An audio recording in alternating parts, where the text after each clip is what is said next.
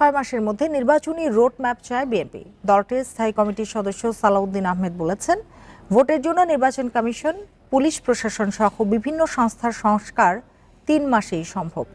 তিনি আরও বলেন, ছাত্র জনতার যে চাওয়া তা কখনোই অন্তর্বর্তী সরকার পূরণ করতে পারবে না। এ দায়িত্ব নির্বাচিত সরকারের। ফ্যালকন অ্যালুমিনিয়াম, নির্ভরতার প্রতীক।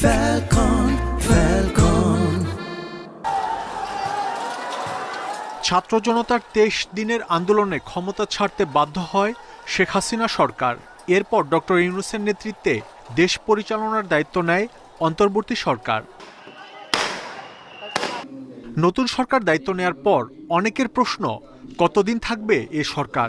বিএনপি সহ বিভিন্ন রাজনৈতিক দল জানিয়ে দিয়েছে, যতদিন গণতন্ত্রের পক্ষে থাকবে